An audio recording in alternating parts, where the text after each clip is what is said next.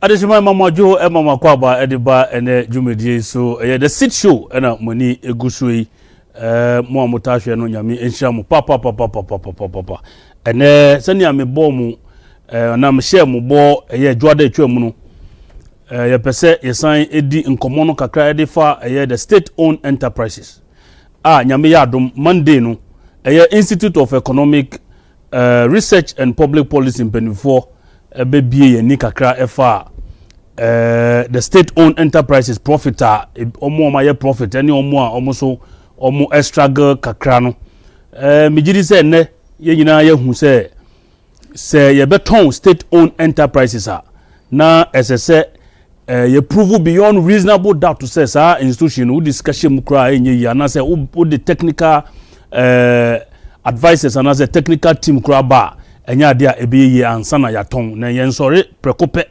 enkoton state owned enterprise nentia ema sa discussion we ba ye no me bom nkaye mu a na mu afena mu hwe no e ka kire mu se ye mampani John Dramani mama utie ni kasa o kasa o painty picture be say the state owned enterprises no ade ebo omanika they are not profitable utie minister for finance honorable ato forcing ono so ninse mo keka o person che say the state owned enterprises no are not profitable and then baya ma abepie budget mu amomu ema some state owned enterprises bia omo fi say omo de sikasem no etwa aban mene nti aban entumi enkoso emfa sika enwura saa aban dwumakunum na ne beba ne se so wo moton saa aban dwumakunu mejiri se Ghana for dodo na akasa atia saa de ne sa de Ghana adwapade de ehu hia se ye de ebekwa koma ankrankre se ne ade bia ye kan no nia amma Ghana for kasakra no ene de ECG Electricity Company of Ghana na yenuanum NDC for omo opposition no omo ka se ehu hia da se aban kra de saa asoye no bekwa akɔhye ankrankre nsa saa time no na obi foforo na wo nti ehu hia da kafra se ye de ECG ebekwa akɔhye private people nza na omo de omo ba omo nye omo mfa ECG no nhye ankrankre for nsa yekoda sorry ye to abawie ya NDC for wi ne the first thing omo ye omo pese omo ye ene se omo beton the Electricity Company of Ghana na niama dodo na so ye mahye omo ne se ye de sa Ghana adwapade very very important asset ekɔhye ankrankran for nsa esan wo budget num se bosumi nan bia no anase bosumi nan bia mu no aban ebeto electricity bill num or say there will be quarterly adjustment there we mo kan adjustment I think say we know what they mean by adjustment enuti amagana for abohu Ghana for yam hihye won businesses sa abanya na preachi bibia omo say 24-hour economy na ade ba ko omo de eka anasa omo kasa de fa 24-hour economy ni say wo a wo de wo ho be hyem dwumoku a wo de wo ho be hye 24-hour economy no ade a electricity bo no ye bete so ama. This is the same government or their budget mu say every quarter there will be adjustment of electricity prices. Ye beto ni ahwe the first year quarters na wo mu no ye behwe what the adjustments really mean na yetumi adi eho enkomo enuti ye behye ne so that is why na numre after say Monday no institute for no etumi be bie yani efa how profitable some of the state institutions are no ye pese ye do emu esuko ene enumre ni ehwe in the past sa aban ya ni roots PNDC NDC abreso omo tonton aban adwapade anka enemu no sa aban enwuma kuo no se ewo ho a ka efa memene o ye adwuma ewo mu enuti enanumre ye guest ono de senia mekan ye no adwada no oyobi a wonim sa diversity implementation committee for no nwuma omo ye tonton aban adwapade de ma ankrankra na se ye ton ma ye ho family and friends aban adwumakuo kakraka ne aton no be 10 series 20 series 100 series ene ne keke ka ho enu nti ye behwe enwumakuo ben ena aban saa bre no ndc aban etonton ye ena se saa enwumakuo no na ewo ho a anka edie ben na ebeye mfaso ben ena de bebre oman Ghana enu ni main topic for this evening na answer na mekosa nsemu yeso no nsemu abeto dwa ene enumre anase ene answer na ye ba studio yi ekire se ukọ aban adwumakuo baako bi a edwoada no na ekan list a ye show ewo screen no so de kire mo ye Ghana Airport Company Limited Ghana Airport Company Limited na ekan eye aban adwumakuo a ye di hu nkomo eye edwoada no na ye kan Ghana Airport Company Limited ekan state owned enterprise na ye di hu nkomo no yate se mpanimfo bi eye kanana se eye the managing director a owo ho sisi no Mrs Yvonne Opare anase free year Opare Mrs Yvonne of a free year Opare according to the staff workers a Ghana Airport Company GACL no ma me no bon ho modern pa nti omo de omo hu mfasodie bia ewo ho se yetumi epamo ma me no na ye ne workers no bebre yedi nkomo na dodo na mpese ombe yi omanim because see a wonim aban ya wo mi wuyi wanim na kaseti anu kakrape na wanu aduane ebo nti dodo na mpese omu ebeba abontin akasa na emo information omu de amaye ne se eye maame oni mfoni na da so no eye Mrs Yvonne a free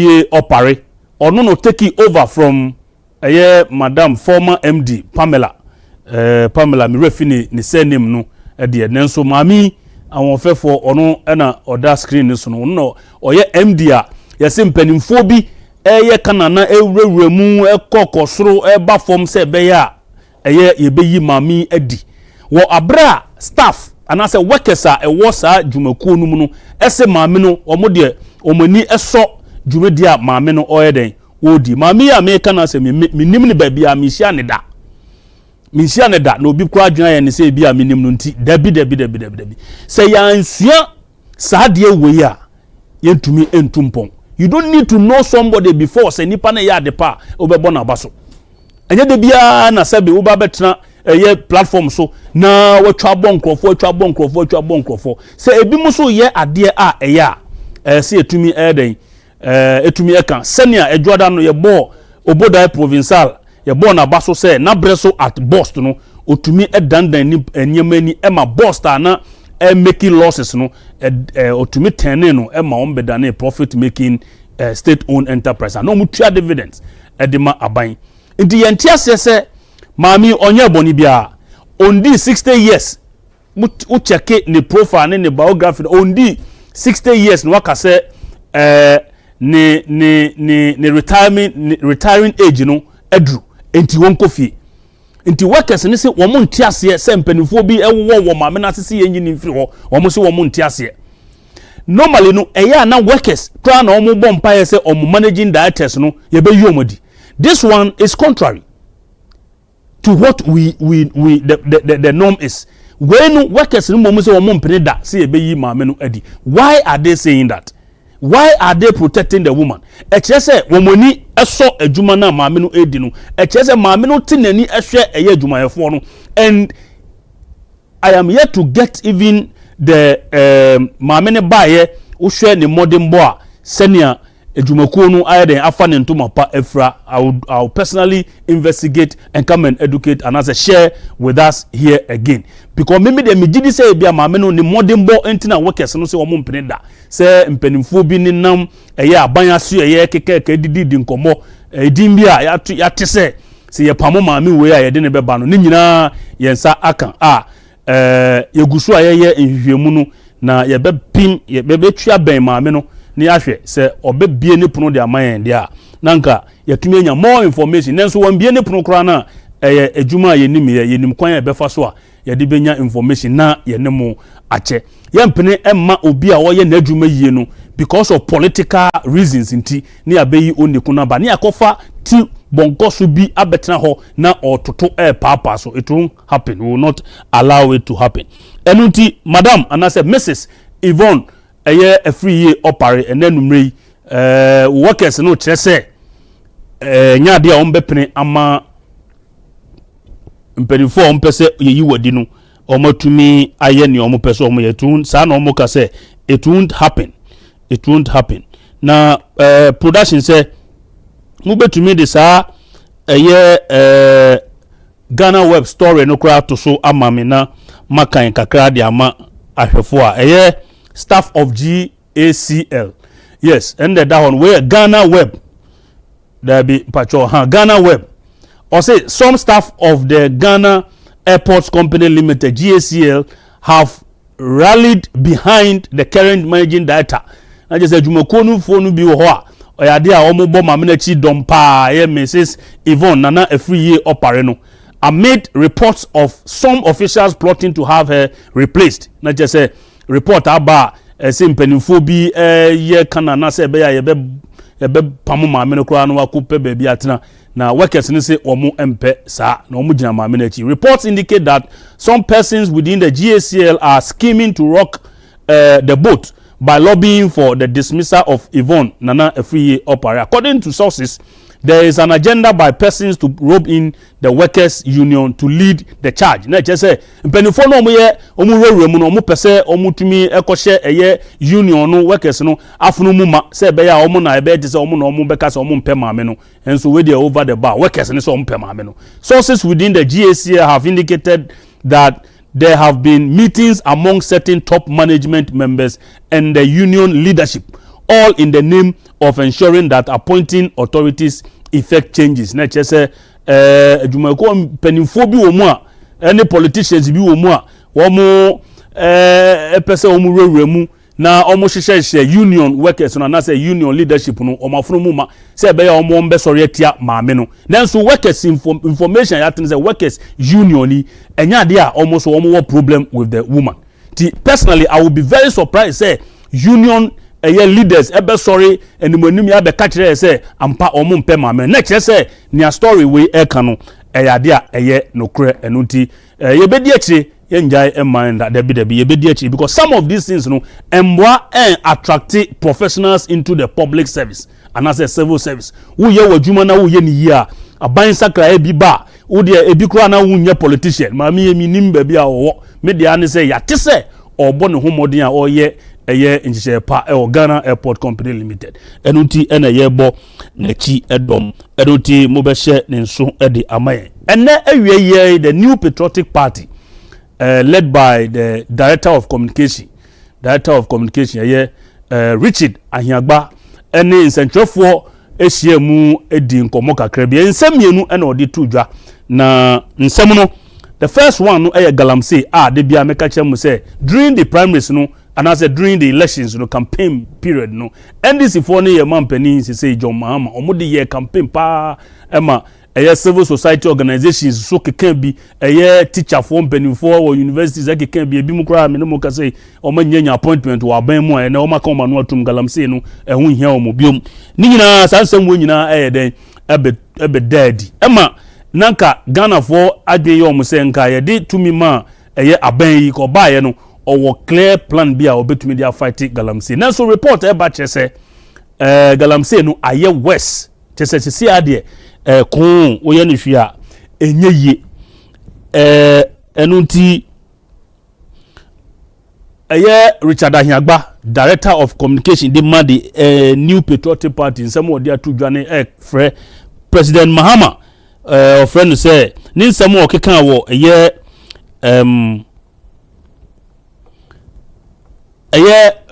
campaign bremu no onhwe na onfa ose enyoyo na information available to womu at the time womu kasa na jese NDC mpanimfo na galamsey no ewo galamsey site ene mebe awian mi hu video bi a yesi ayie bi a esi wo bibiani na yesi galamsey ni ba ku bi a na yie na omoye na ohwe etuo a galamsey fo yi toto wo yie na se a na otumu hu se galamsey fight no hu de ye politics a enye yie ezesi nyina yegide ye ho na yeden yetumi nyina yegide ye ho na yetumi kun okono na we na abrantie Erasmus Juma or Joy News why expose lands and natural resources minister pa efa in Sembia na minister eka production move on to so my Erasmus exposes lands and natural resources minister or say it is not true the government has taken any forest from illegal miners. Samba kaya na otwe mu ena lands and natural resource minister honorable Emmanuel Ama Kofibua ede nsembi tudwa say aban atumi a retrieve some 7 out of 9 foreign reserves omoye galamsey no ho ema nipadom on social media and other sources have raised the question say mo take over sa forest reserves now momfa dinu metudwa na Ghana for ankasa nkonko check say ampa say galamsey no ye jai ye wo sa bia na besine the lands and natural resources minister has not been able to. One person ye born abaso say wotumi agine mu fight galamsey okono so obe make sure say ne ekono ni obetumi aye bia ma Ghana for so hu ne ekono obeye no Erasmus asare bediako ono na wakeke sa nsem wei enye ono pe na aka dodo na so aka enu ti ye hwe say the lands and natural resources minister will come out clearly and tell us forest now almost say aje Ghana mine way it is not too much to even say demand enche bia na honorable Afenyo Markin edin sembi tudwa Afenyo on arrest production mu fan to screen so ma Afenyo on arrest na ne tini say yadwuma ye say okasa na etwi obi kakra pe ne mu bi kakra na se o mampani kakra pe na national security SSC ye be foul na be bia do be kode na wo hwia o say it started with Abronye so mu be kaya Abronye kansem ma national security for e be fa no koy now it is Okatechie Afrifa Abrantia ono so edini juma ono so eche na adwene o say the NDC government must be tolerant na che say so mo ye nkrofo bufuo ni sa mentemi ho ase no omuyinfi o mabrabom using state security to intimate I think say on person ye intimidate opponents yes but honey intimate using state security to intimidate opponents is not good for our democracy. Okatechie Afrifa must be released now. Yenkase se betafra che se nsentweni bi kan asemo enim anase ogu obi hu fia maye nino enimrane nini dabi nobody is above the law. Yeti me ameka se nyina we are all under the law. Enti yedi yejuma no in such a way say any law no boy bra emra no eni yebedi. Nanso wo share the level and the style of arrester kamia ye say okay yenye tumi into we mu ye be kire that's exactly what's happening. Either than that say unim say national security say wo fe say maka asem atia wo bi na say anko yia there's nothing stops you say bia obe invite me because nanado abreso me kai bebre o mo national security no face o ma ye bibia anye no wo na ya invite you are invited for interrogation enye ye kofa bomb any weapons of mass destruction na ye de aba ofie na se ye hunahuna wabusua ene sa ensem sa no na honorable ne kase Afenyo Markin ne kase hyase fi Abronye ene ye tenase a na aba eye Okatechie Afrifa so okene bi na edru me flag bearer me so enti yensori waka ne yenkai aban se ese otumi tolerant na kabimba minka bi de eye obi che na dwena so o kire wadwene ani nti ye be hye ne nso eye president aso through the government spokesperson Felix Kwachiofosu honorable or the abetu dwa say nipa miensa bi afre his excellency John Dramani Mahama say omo pese opamu the chief justice Mrs. Gertrude Tokonu mami obaya na NDC then in opposition yes say mami de omunya tumi a ombe pamo enti yemu bi no enye ye wanwa kra say sa processes we ashas information atin say mpanimfo bi na share the so called petitioners no achi then so what we must understand is that it is their right to petition the president. Now minimo ka say omampani a refer the matter to the Council of State senior emrano eden echire eruti yewo minoka say yewo one of the members of the Council of State yes oh yeah the chairperson of the legal committee of omo council no madam Sophia Kufu so wo be kaya ono so na bere so no nkrofo bebre chiro letter de ma omampani Nanado Danko Akufo-Addo say oyede won pam maami nso maami survive all those attempts ene wabe Council of State member ye hwe animu se saasemu yi beto na animu no anase saasemu yi beto na animu a edien na odi beye President Mahama consults Council of State. President Mahama consults Council of State. Production monfa ento so mame na krata Felix Kwachi Ofosu member of parliament or science spokesperson to the president or diabetujwa. Also President Mahama consults with the Council of State on three petitions for the removal of the Chief Justice. Not just Omampeni John Dramani Mahama or the wako Council of State for nase de nkrata bia nipa miensen bia twere abre no se won tumi empamu Chief Justice onye boni bia se ompamu no eno de krata the presidency dia betudwa efasa ensem no ho na maka na media persons bebre so aka se enye womonwanwa mema me guest opportunity na nsem ya make wa make one or two comment on them eno ti mo be share na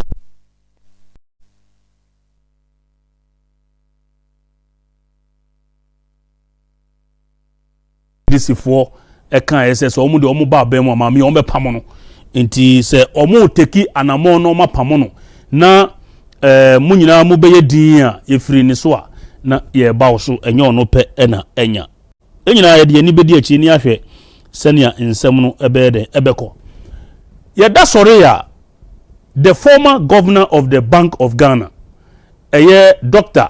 Philip Ernest, I think he's Ernest, Dr. Ernest Addison, yes, Dr. Ernest Addison. Na national security operatives. Senior ye call former finance minister fie ken Ofuriata fie a ye de ka ni tuo ni nyama bebre ko hunhuna wo no ye call sana national security say a political party be security no di ko hunhuna nkrofo dia ene etoje wo mo but almost say national security almost call former governor of the Bank of Ghana, Dr. Ernest Addison, Nifi, say almost suspected, almost suspected, papa no, nyemebia, or de monitor communication, koso or bank, one year, they didn't almost say, ye nefi we, or tinifi na bank of only didn't come on and in Egunasum into omoko akoshe, omoko ya, information I think say, she ni, if you Emma Matisse, said the Attorney General, one of them, kase, enye no kre say papa no monitor conversations wo ni fie sansemi mu na honorable Afenyo Markin the minority so dia betudwa say national security operatives no call Dr. Addison fie no omo ko fa ne 10,000 Ghana. I don't want to use the word we are omo ko fa ne 10,000 Ghana cedis na eguni mpaso former governor of the Bank of Ghana there I say offer me now or chemisika 10,000 de swakrapu inti so 10,000 and nempa so enye ade wokra ohwe me wokra otumi ma girlfriend 10,000 inti enye nwanwa say former governor of the Bank of Ghana ebe wo 10,000 na ye fa 10,000 ni wie ne sanfa ne yire ni nasomade ni ne ring ni meme say me per ring ba meme de no we copper enye gold copper papa ba meme de ope gold nti nasomade ni chain ni nyama no nyina eno so yese national security operatives SSA adekwa bia na omoko akoye forensic audit on the money and the finance agudie no na me de me nyesho so ombe wia da bia na eka omo operations no say so omoko say sika no gra fake o say eti minority so catch aban say sa Rambo style of invading on people's privacy and all that, womu abanhwena woma national security for enjoy. What is so interesting about this particular one is that yes, omudru ho no omu dismantle the CCTV cameras ewo ho nyina ho me wanwa kakra. I want to believe say because near see former finance minister fie a CCTV camera no capture o expose wo no, they didn't want to be exposed again. Say unim say at the papa na wo ya adentina usuro say CCTV camera ebe capture. So the first thing you do is to dismantle the CCTV camera so that you can carry your operation. What are you hiding? A question a Ghana for Bibre so dey ebisa enoti ebe hye nso na abrantie baako a ono so ne ho asem abeto dwa a efe no edubu ahin.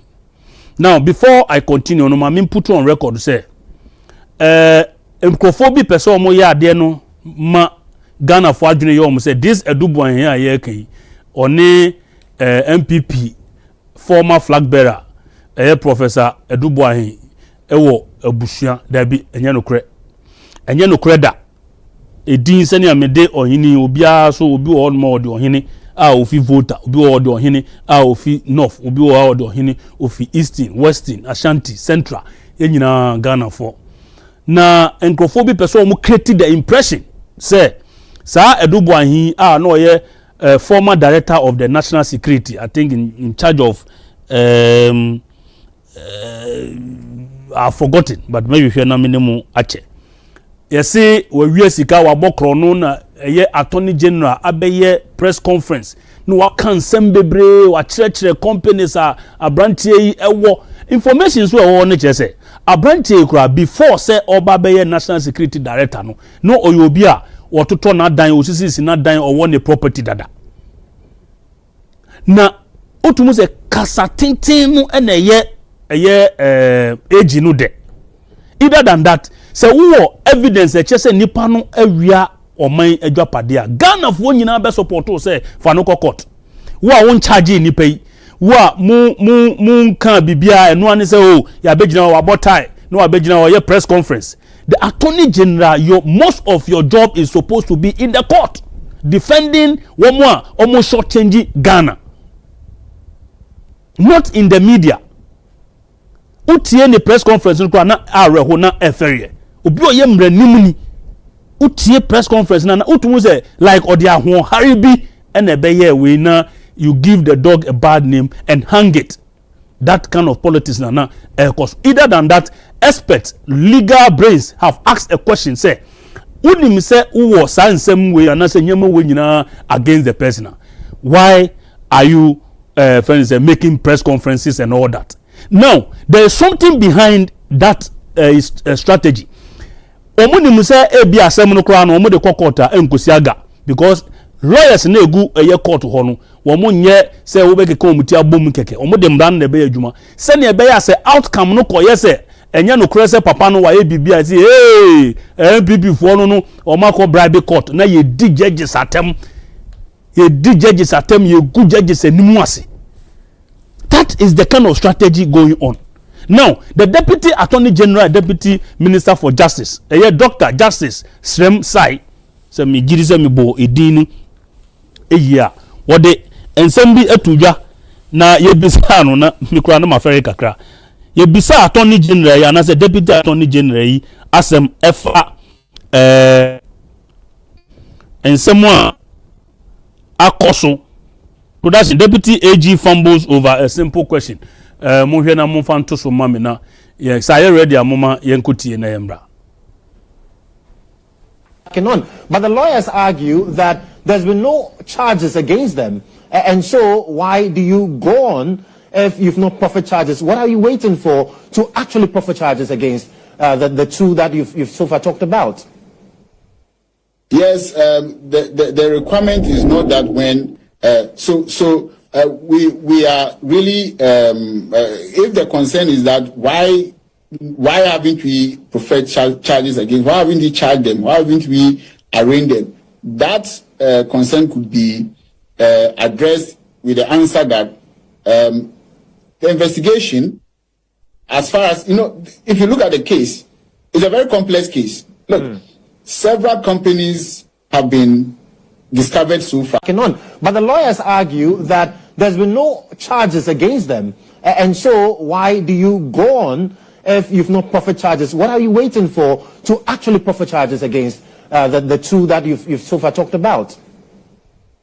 Yes, the requirement is not that when we are really if the concern is that why haven't we preferred charges against? Why haven't we charged them? Why haven't we arraigned them? That concern could be addressed with the answer that the investigation, as far as if you look at the case, it's a very complex case. Look. Several companies have been. But the lawyers argue that there's been no charges against them. And so. The last time I checked, now a deputy minister with Justice Srem say na onyo bi opododo. Yes, because me follow no during the appointment committee or call vetting, nominating or call vetting, he spoke well. Indeed, I am at a loss as to why a simple question will cause him to, fumble and stammer. You see, who evidence against Senior American, who evidence against Nipana, why don't you take him to court straight? And the thing, the way it is, there are so many issues to it, and come on, we can't joke with the governance of this country. We cannot. And this is what happens when Odi Ahwonhare epese ekogu obi enimoasia. This is what happens. Well, the man is a learned lawyer. He's a learned person. But utubuze a system be a pushino ama sebi wayenia oyeye. Migidi say ohwe TV na obeye very embarrassed. GH1 for Adum ena Omadaroma ene ma yensa kan sa video ne beda omase papa nyo omaka ye ehunze papa no no wo mikro ama start pododo ha. He has contaminated me. Enti ye be she nenso na abante ba ku bia ono so wapie mu o mangana swag rough I want to meet that gentleman. Isani say waye bibi wo mangana mu a dodo na ebono abaso. Yes, dodo na ebono abaso na yefano Richard ni amakwe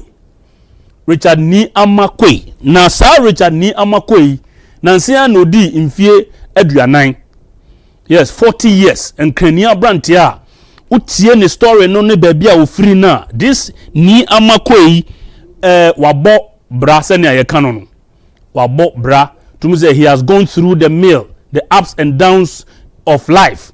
Wa go through or so wako twitwi eye inchensi mu waka ne story bebre na chese wabre ye mu bi ne twitwi inchensi mu yan fa nyesika ebi mu twitwi inchensi mu nyesika ono de twitwi inchensi mu etumi enyesika na ne di asem we eye mi ase hian ne se this is a young man utie nia ekoso na oyobi a wafa enipa nyuma bebre abai we emra no mu opposition na omo ye campaign eba so omo ba omo bepe enyuma de amankrofo omo ba ye no omo wo nyuma dada ne ye yi omo afirim omo a omo san create ankrankre omo san create enyuma ama emebru no anya adwuma ye no omo so a yesi wakodi ne birthday party enti ase onyeska no wo he and all sort of questions very annoying. Emma menemu kase ye freezing the assets, ye freezing the account. Say ni account say ni sika da Ghana commercial bank bind in south to say on to me go yi 10 cedis and that's on to me yi 10,000 fan jeme there be eye Richard ni amakwe me hwe no bolare program bi so na che say otumu say wa bobra pa wa yire no ho wa bre wa brabom ema osano na ne lecturers krapo challenge ni say wo beye say enti edanitrimu access ansem na lecturers ne kan no so obeye say obeto aeroplane obeto say no otumi aye. Where a financial intelligence center Ghana. Yes, confidential document number no ni reference number ni nyina na da ho na 21st March 2025 Or see DSA freezing of accounts. Number 1, bills microcredit. Information which say bills microcredit Richard Ni Amakwe. Richard Ni Amakwe no ne dwapade no ni date of birth so ene wo ho no. And then quick credit and investment microcredit. Quick credit eno so ye company bi a omo ye microfinance yi bi ena investment microcredit. Romeo Richlove Kweku Seshi ono de minimu no. Na utie nsem na krata no ne epese o kira ne se o say in accordance with section 56 1 of the Anti-Money Laundering Act 2020 Act 1044 no, you are hereby directed to immediately freeze all accounts in relation to and in association with the above named subjects pending further directives and furnish us with the following information. Okay, with the following information the year free ho. Na ne pese motia ne say no kure say Abrantia Richard Ni Amakwe omo in fact guess ni feeling the pa is and say ni nsan mu emre or you be o cha de na say odi ni birthday e wo independent was Independence Square. Yes, enkofo fi Nigeria ene amanoni wo mo ni na anya some relationship before say Abrantia yenimu no say wa brain moja ni ema wa ye successful, so he's become an example to many young people. Say obrano ye din said the nkra na with determination and hard work no usu betumi ameki ema eya nyumtofo akukudam me de wanton sam frame mum nso wan say meka bia ma nyumtofo akukudam ebepie mu ma birthday celebration ye very nice. Na or the information be to dwa ema workers a oni omo ye adwuma no bebre or promise you 100% bonus 100% bonus Independence Square ho dede enye easy because enye easy say obenya 100% bonus. Yes, na just say you tua 2000 sa month no unya 4000 enye sika ketwa what you say ye the more December so I boa because January there ya na more than wapa and enya de ketwa. Enti papa yi sign announce 20% salary increase across board. Into salary 5,000 na just say ubenya 20% of the 5,000 the account na just say if you be de na e fre papa ubedu fie na e fre daddy say sika abafie. Enti abrantie na yetu yani asini so a ye jojo no ye so ne ha enti Richard Ni Amakwe ye de ebo abaso ye nkasese wedi boni bia da bi memma aban finance account da bi nyesa na ye ka but sanyema we egu nipa nanimu ase enti ye be ye nhwehwemu awia ye be hu se sa oye krojen no na ye gu nanimu ase poto in the name of state security. Ghana for buafu papa it is say no you cannot be proud to say we are successful person in Ghana. You call that olden days. Me guess on the sign you man otipa otiase. You call the olden days where people are not ready and able to showcase what they have. Nemum bra ma boni on Agyapade no mu de sie. Who any de share emrantie ni maba wem where in other countries 40 years 37 years no those people are even becoming presidents. Omodi omunyansa fresh ideas den eboama sa omoman no etumpo aha de wo ye abrantie na se wunye sika de a na se na maka no I want to repeat se menka se wo ye abrantie na sebe wafa kana na so anase kwati kwan so de enye sika ma yenchew ene de me support ese yechew but mimi bisa se nti ye wie na se in the final analysis ye go hu se sa abrantie we ni business a waye nyina genuine enu ngwase a ye de agu no eno so wo be dance wa pepa. You see, enuti ye beda ye brantie nasi or say he is not perturbed on the him say or a genuine business mind. Yes, or a genuine business mind papa enuti we wish him well ne who say ya bompaye say bibia ebeko na nim na feso ene see ayemra your main topic ni so enyeme bi SEC or parliament and na menemu ka say the electronic levy electronic levy e-levy no finally no members of parliament Agyapong say ye every home information ne che say all the minority members they all voted for it. So you should recollect say and I say you can recollect say NPP for manifesto no na ewomu say e-levy no ombe ya den everywhere in their next government. So this is not news. And that is why minority no obia eto aba e de support you say yenyi eye e-levy no eden everywhere. So that is one information. E-levy is repealed. It is repealed. Enti obehye ne nso de ama ukoto ade na say e-levy no charges no ho no ma o de fabra ha ye bedi wanim na yakoji bi na yeso yaji ye bonus. Yes. Bentay eni aje me kan bonus no. Aha. Elikem so bosi e wa ha papa. Meko me guess so. Me guess ene enumre answer na meko me guess no. Me sremu amuma me nya sa story we maintain free won pese meko asamba biu. Enche bia na edum kumase eja kase bi eto ho a ahye enkrofo nyema se dwebe. Na are ho papa. Mkrofo akoje besia e wo banki. Mkrofo akoje besia e wo sa bills eye micro credit ni quick credit ni yakeke ka hu a enwumako yi hwe anim so ombekwa akoton omo nyema na oma betua eye omo besia no. Sa sika nyina ahye. Omo ton paboa, omo ton bet, omo ton che, omo ton jesi, omo chese nyema nyina ahye dribe. Na ye momo ya akọ se minim se sa na ese e kan dia. But omampani akọ yeah, ono akọ yeso we omampani ena eye the minister for Ashanti region Abrantie Amoako Hene okutamidin ba ono ne ya Amoako Hene mimede ne the other way round. Ono so akọ na ono so ni nsem no emrepam ye bedi ehun nkomo.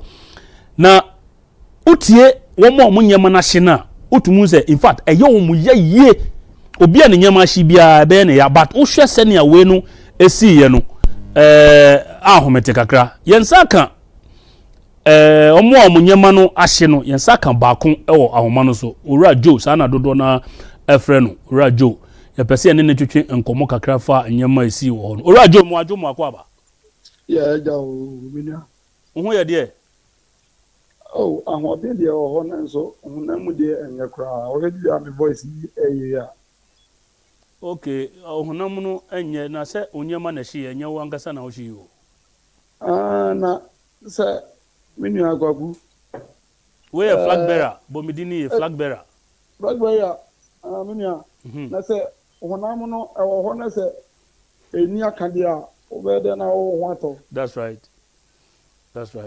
anyway ye mamu nyina yakọ oduru ho a ma eye adwadifo no nyina hu se eye na 2 TV eye the seat show for the host and then the production team say mamu nyina yakọ mrepa no mo beti enka why yo okay na ma mimbisa o ban sen na eja no destroy mo nyama sa efiri hin na eja ne free hin na buy say mo nye mo ye choba wo ho oh ye aduane nipa ne bi ye aduane wo ho but eja ne de nye aduane na bi jaba okay nti boy de ma eja ne ba no light ya iduma ni aso ene ko fa eja ne ba dum so ene ko fa eja ne ba because ade be chino ye o chima ya ne wo ho no e bo be 615 na e be duru ye eja ne dam na ye ntiman ye no ye nyina ye ko obusa se e kwan ba ye ni ja e fa so a ba ene so bo bi ti so mfa se be 5 na o start se obi gate no na wa yi a omo adu no ma begu wa ma omo dum light me to aso 3 de to so 4 no e ba ya na bob bo nyina start se papa ti papa na che se bob no wo ho ni nyina pai sa ti afa mita ba ko e pai sa na mo se mita ba ko ti ja na no na so yini enua no ni chance ni mu a start se ehye enti enye aduane fo na digya ba ena enye omo no aduane na digya ba ye dum so na abo nipa fom sa e wokumas wow Wow, me no ka say o video bi a circulate a trend on social media pa copy me no ka say me sure say copy White House grandma Donald Trump graduate bi why very popular Joe. Yeah. O say yeah. Who say nua bi kra so a your friend say Kevin Taylor say when di matam den. O say why then? Say makoka say dum so na ahye yempata ahye sika because no credit ya baako ejashi enipa boka enipa raho enipa dwetrase ye ne man ye yire mekwade de yemya ne ze me ne me yire ni nyina wo the same area ye nyina ye no ma hye isika hye ye dwetrase so na se wo no utimi ekogina baabi na me ka asama me ka na nye politics asem that's right ya ho sem ye wo mu enye politics enye MPP ye NDC because minister say NDP na also enya ameka NDC so also enya ameka enti asem na aba no enye MPP ye NDC ye dwetire na ase ne ye ka ho asem na asem so esi ye so ye ko ho because ye normal ho enti ye ko ene ye ko hu ye ne ye ko tie se de ye ni ko hu ye ye light na abo ni perform dum so na ase eni dwetire enti no meka na say o ka vitela te bro che di mate o di atam say my out there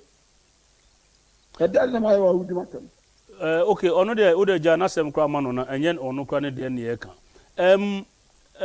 Me no ka sei enkofo bi so adwen yo mo se eye deliberate attempt ya sheda say ye be ha mo amu Ashanti region mo ye mo business. The reason is that maka sa de we wo me show you so several times say dumso na ekoso no ama ma yi hu fo ni kra de a kire mo dumso na ekoso no aye too much ewo Ashanti region nti me surprise at all say wo ka kire me say eye dumso ene kofa asasem yi e bai oni wo mo a o madwene yo mo say ya sheda deliberate say ye be ha mo a mo ye mo business wo Ashanti region oni o mo ya adwi minu de wo ka ne de fa ba bi no me de me fa say me dwan fin sisi ye meti go mo ya adwi wo fa ba bi ene be bon so meti no mo ya adwi ye meti ma mam no mo ya adwi ne say enye kanea no enye saa da no kwan na ye saa wo me meti dwom ho a day o meti dum the 7 times a day aye dum so no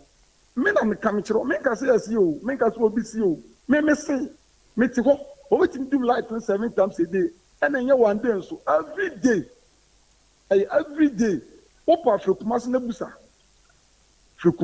busa ene kura me free kura no me adum light me nya light kwan to matade what you say enti enye one day bi na asem na si okay de bia ye dum ni saa wow so na ka udum ni saa kura na ka ankofa asem ya ma se de ketie baabi utum baabi yes si mi jo trashe me yiri jo trashe je mi die kura mi nya me yire ne me ma me yire mabusuan ne si ade anya me nkwa me nso ye nipa dom na ahwero mo japade sika ahye no me nua sika ketwa o that's right enye sika ketwa ana afri ni pansa ye da ye na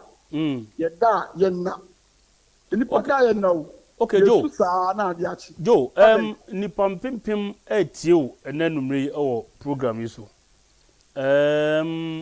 but dia na woni ahwefo ebeche efa atoyere nchemu atomu yi se obi pese oboa mu ne sa nyamanyama na dia na nipa no betumi aye minua enum se nipa bebre aboa yen titu Asante region minister wodi animu aboa yen ye wura ba omia so aba beboa yen nipa no bi se obeba mati ye wura kanka so obeba beboa yen na kwaku mameka fagbe ya mameka asem ba akonchiro ye wura kan de oye opanyi ba ko amadi na chief from day one okay busa safo busa focus busa janno busa obia busa master me ye nipa masum na tu ache ma di na chi ache sa me na me kam ana onye machi sa no me se ma ya bobo edi ko ko se ma ma ye wura kan ama me nim se obeba be bodo mi nyina na nso ohun me mobo enye sa dia kache kanet wo ho kache kanet se ni nua dwo asama tum no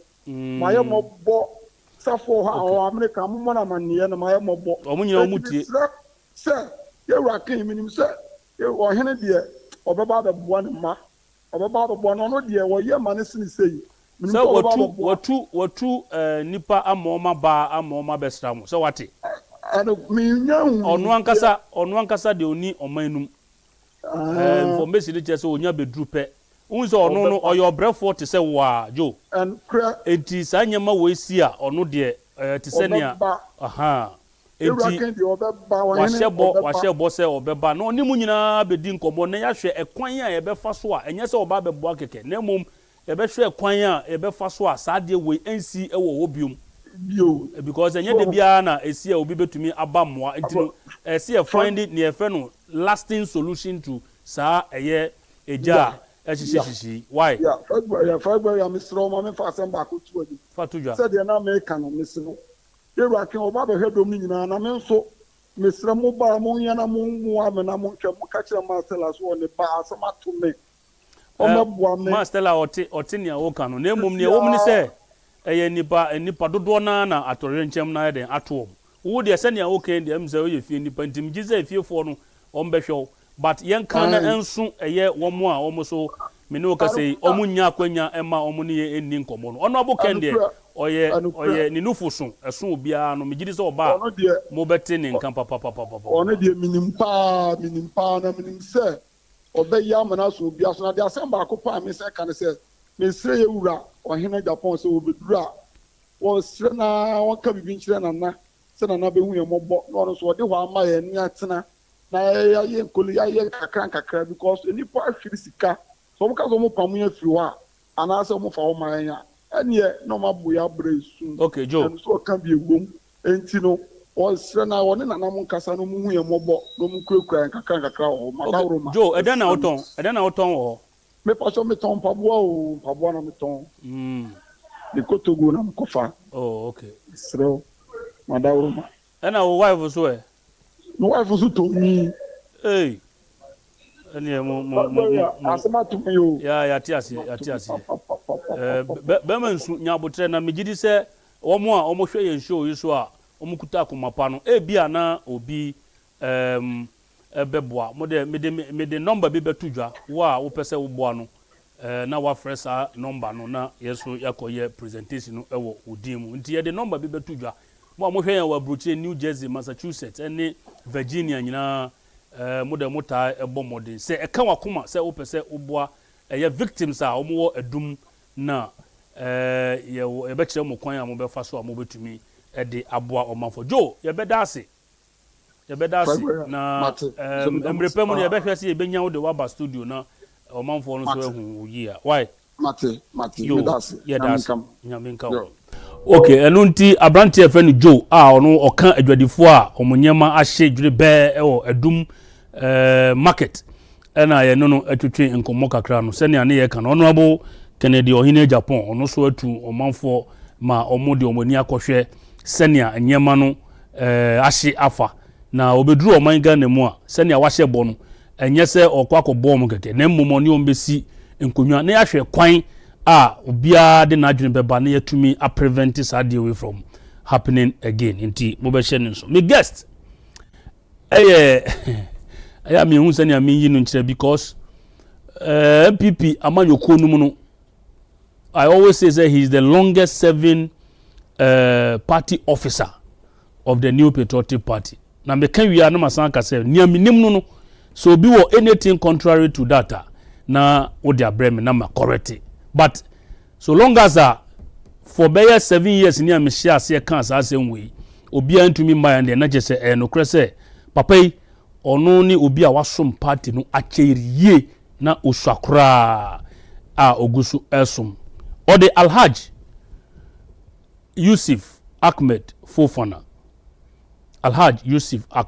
Fofana edino aya na opese ya hyehye no wo kwan bi so ntimehwe se me boni ye dia na yaye oye enkane no ye government spokesperson ye social services no kasama aban efa social services ho insem a obon ho modern pa oyobi a oye very familiar on our screens ye papa yi honorable ye mo adwomo akwaba ye nua flag bearer ye share ya che papa me ho ye Good. Why if super opposition is a fatal light? Maybe a fasting. Yeah. Fasting we trimo and they are not day 26. Me them to me year 26. Me my year 23. Say unim the president was here. I know Lent. I know. Ma message me and some pa easy. Yeah, we are na why. Yeah, very good. Yeah. Maybe fasting. Fasting. Now opposition they say acquire from Rawlings time you call 8 years opposition. Mills Mahama you call 8 years opposition 16 years. 16 years. Into opposition there. You are used to it. We are used to it. Okay. Nyamine shwenipa. Opposition and our government. Yeah, nyamine shwenipa. Honorable, mabubo ensem bebre so na oti ono na me hu se wano ye o meka bi. Ebia ba ku mienu miense bia. Ensem na mabubo so no efa ye nipa miense o ma petition former current president yenyi chief justice yenyi na de yenyi ni fi ho na afi so MD for Ghana Airport Company Limited a penifo bi pese ye wonu gunsan na attorney general so a onam o ye propaganda about galamsey ni sa ye omo a abranti a obo ne bra a wa successful a ya freezing account ni sa anyema no any other issues am raise here na yembra substantive issues. Yo flag bearer we dey beda wase na masan achia ya hwefo obi a ohwe nyina enyumre yi metie obi a. Okay. And say ene why very good presentation. That's it. Very good because these are the issues that are trendy lately. Na the last speaker no mesre na mamomunya yako edum fire no die. Me hu ana me yem ehihime because the fire no me hu bi da. We dey hem say nya fire inferno. Yeah, and just a fire. Na asem na waka no em say for the past 2 months or so, Kumasi and other parts of the country experience doom so. Very serious doom so. Yes. Because Kumasi some 3 weeks ago, nenye kura. 7 na okay kura say so. Nenye kura. Masami bay from Gimpa, Kisema, Eba, Hachu, Madina hanyina light in ho. If a chiri hanyina red co, ningina light, ya doom light. And draw bubuashi light off. It's serious. It's serious. And I don't know what the cause of this but you can't almost see me yanka. Doom so has come back again. Where the nanka say you force so normal my timetable because it's very serious. Kenya nipa G3.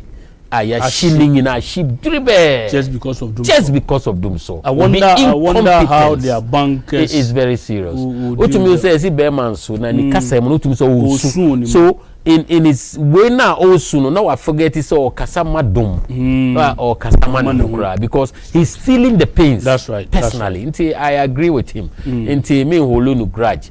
Ube say starting fine or kasama edwadifo ni nyina do baby no or kasakura na. What to me say ese ye pet ni enya psychologist it's very devastating. Easy na sanity nti ya mom nyina ya akọ na etoso mienu eye niama no queen no the media nyame wanwa debi as far as NBC is concerned John Mahama Mundo Gbagbe Muni Muntaka Muni Aruna Idrisu mu NBC as far as they are concerned media nyame wanwa because I saw it and I lived it. Ahoya say nipa be koso NBC omum pempepe ba kobosi from 79 to 81 11 years again of military rule and another 8 years of NBC rule nipa kura wonya osika ese wonya osika no wahi yeti krom ha ena ye maami four stores kura mutumi ko boost stores no eton munyama control price. Sir? Oh yes, in this country nkwada no menuano mu memma ni minana no omu huye so they don't know what the party NDC is made of. Ahoya say nipa bekoso they want us to be poor say they debia no ye betumi akoto to them and also they can use us with propaganda no my babemu nti say nipa be so ade akọ ekire ana nipa be bọ ne homode de omompe one man one toilet wurefi NDC maybe a chemu ni rollins mu atame so media so rest in peace John Mahama mu bagbe mu o fie kra na toilet menu kra na wo mu a Almost identity na wo nko awo 2 toilets. One man, 1 toilet. Ebe chiwo. Oko toilet dodo. Dodo, ebe chiwo akogonda barracks. Ne de toa. Yebe botwa ne de ayiwu ashevo. Ewo Gonda barracks. That's right. That is the Bema camp. That's Bema what they camp, did. yes. That is NDC for you, PNDC, NDC. That's how they are. Inti se niyama bebo brapa se no. Eyo omuya.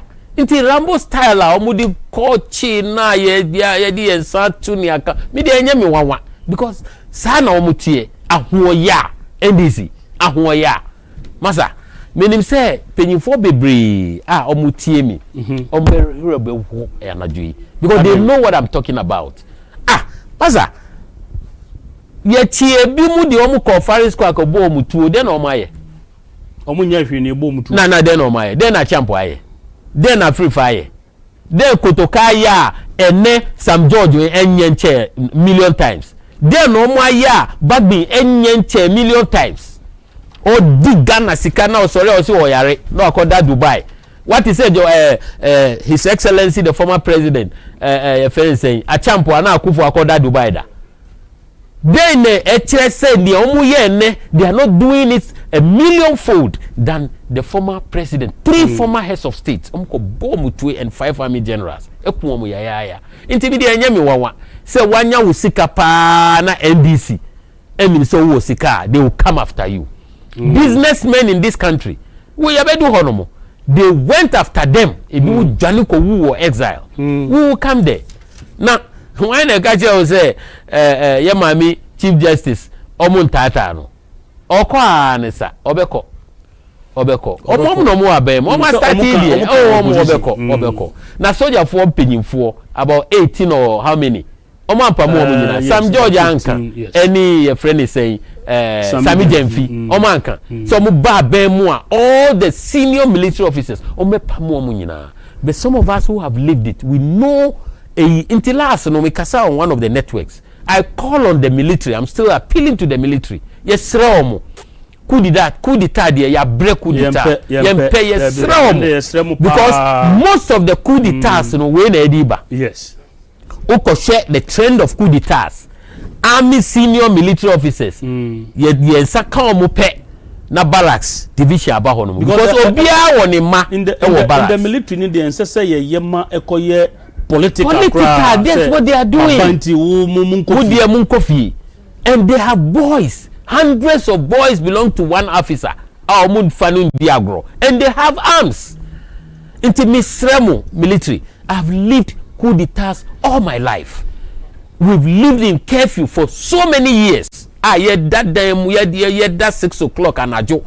Sorry, 6 o'clock and opa. Misremo. Ubonyum krawa udemwa. Na military abebo window. Say, aren't you sleeping?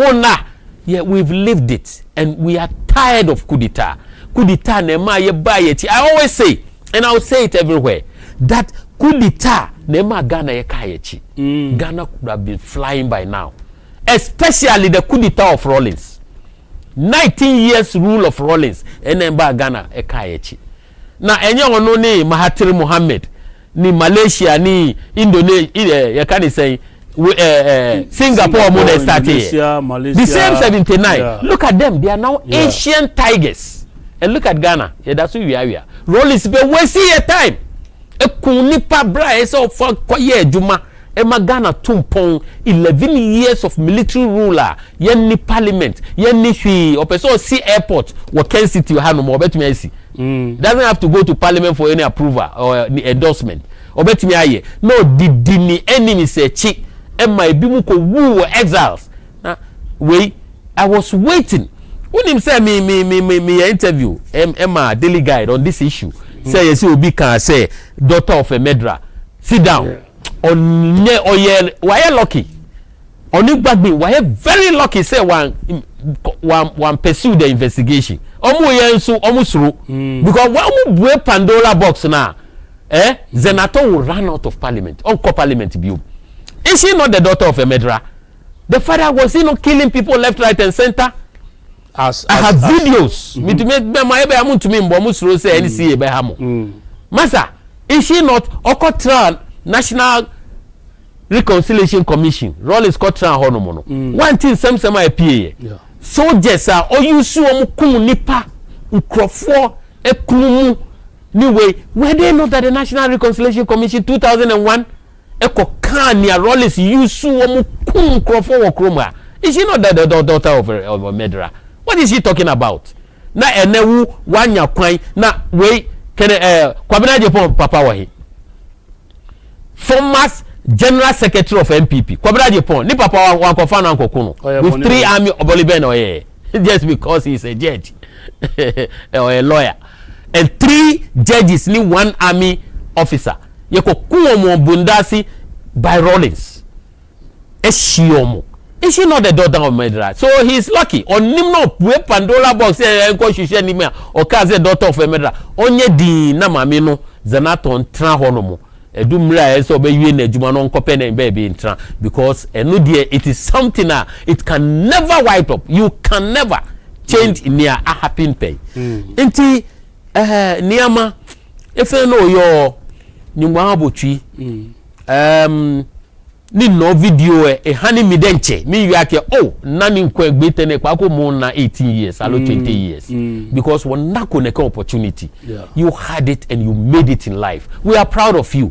You've made Ghana proud. Me share other videos yeah kase Nigerians in kase at long last Ghana ama omo say they are nobody me oye no Nigerian has ever done it before first no mo na omo pesa ye be omo nye endu ni oye no 10 Nigerians will have to combine to do what Niama did, bringing all celebrities across Africa and the world to his program.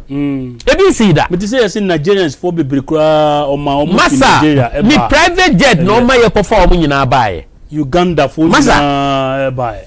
40 years. Also Tony family TV no this 30 years. Hey, any TV here ana who the ogo ba ya zoom like ogra unya bi nye masa inti I'm just proud of that ye form mo ye inti flag bearer me de enye mi wanwa inti ni America ni say Ghana for we bargain for NDC and that is what we are getting now. Who can about Galamsey? Omo ba ye no what is omo ka Galamsey hu asem biom. Omo so omo yire omo. Omo ntimi. Omo ye ni omo betumi aye. Omo 2013 the minister then under John Mahama one be press conference and can say Galamsey fight no they cannot do it. Inusa Fuseni. Press conference. They can't do it. They cannot fight Galamsey. They cannot fight Galamsey.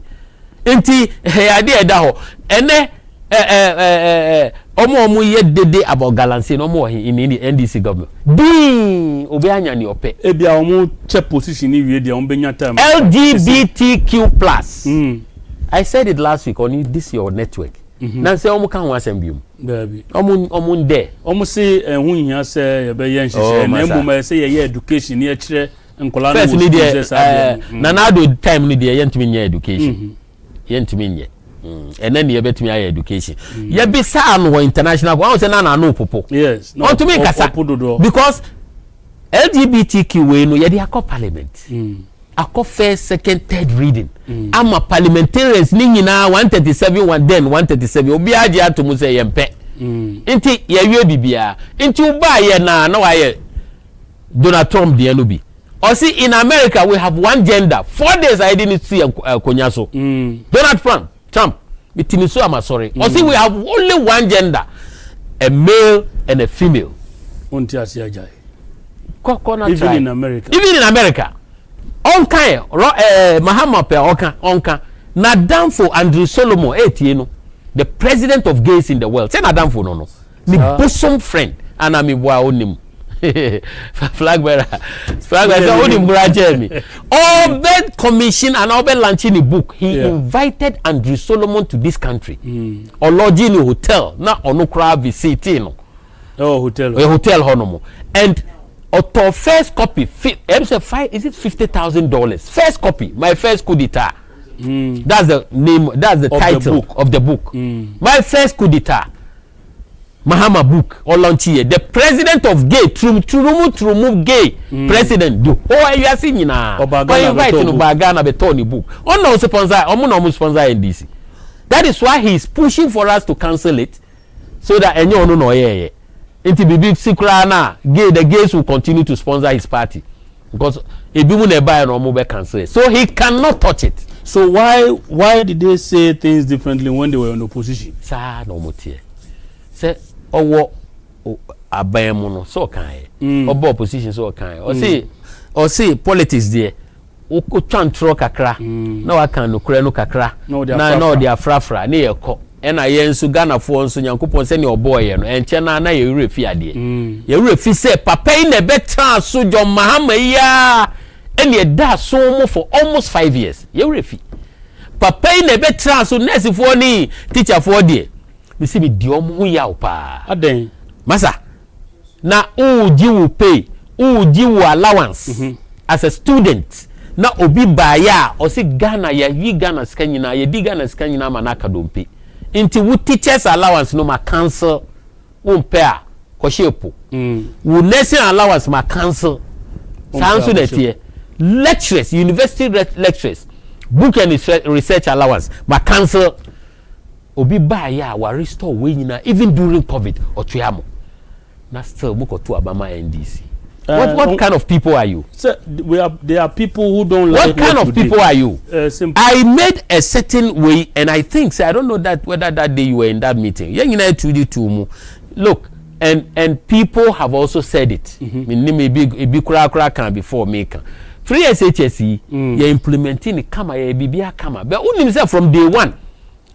Nanka I say every term yamo bia receipt of items are buying afa atua huka free wa ufo omo tua kapre efa ma wona fa kofi nanka so omo de kofi na parents ne hu eka aka nanka wo betua every 3 months say 3 months bia e be makwan na wan hu say aban aboayen esan say me ma edi kan call secondary school to step ne wi ya ufo breye eton tuma eton machines adie eton na mi maami oton wache adabraka no bre mi hwe maami ya na mi su mi kochima I mi kochima till the age of 1920 na mi kochima na mi tredi mi tochima ye nyina 7 brothers one ye 8 ono ye penyi oba no and 7 brothers obi abe kochima.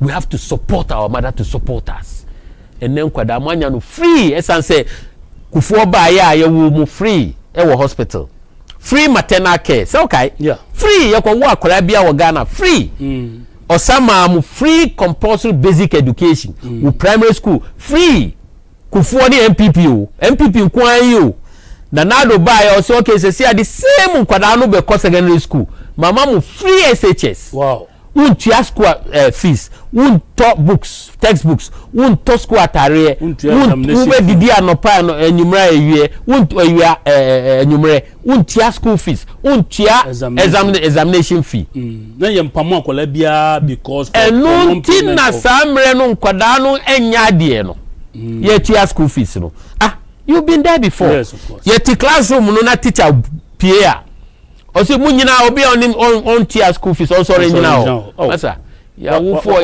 omoton wache ni we no de e be ndem tambia ni asori agina o enti ekuye spirit obi hwe ya ne rekora be ho oh yes ekuye spirit no wasori agina ho wache manfo ma ni asori agina ho na si ade na one first school eba kofi ekodi school fees mra masa e yare ho enen nkwada mo anya no fo I don't blame you.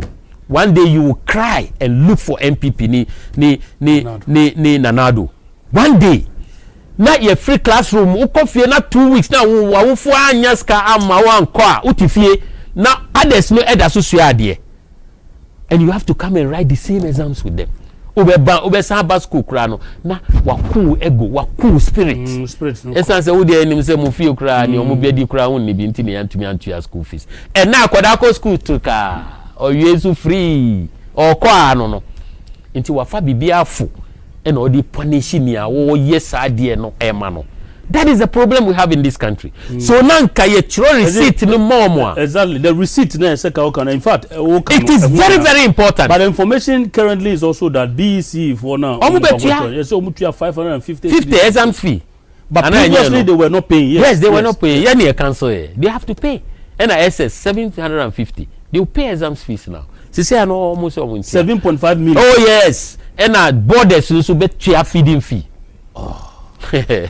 me say ebu baba omo kase mobuo no eda hokwa NDC dey kura na mo aya magan for a benefit directly enye law require there aye chemo now do a building law require any government in history a banu school building now why any government in history a banu hospital we building more hospital than any government in history me dem say in history nobody free SHS we cover the whole agbetekli ni buy kobi enye nkruma de na oye ma ye srimufo nkwa ye di produce John Mahama mu enye agbetekli onim no se media mi menim ni na chi nyina so ni se me srim ni agbefo nkwa mi nuanu mu nyina penyimfo mi papa oware agbeni ansa na oware mi mama nti mi all my family agbefo from Dabala and my wife nso agbeni ni nkrani so me nim ni mechi nyina to baba obi so obo ka obi de obeka je so we agbefo to gbe agbetekli ene omu nyina ma go school free nkruma time na for only srimfo enu nti me produce John Mahama na nya nkruma free SHS for only the northern region anka ya nya no ya nya Gbagbin ya nya Haruna Idrisu ya nya Rashid Pelpo ya nya omu nyina adongo mu nyina because omo awufo me di tumu pa say enye one or two of them omo amaka nyina awufo won hwe ye omo tumi hwe omo secondary school but for the free education and nkruma ma only the northern region na obi ba ya o magana nyina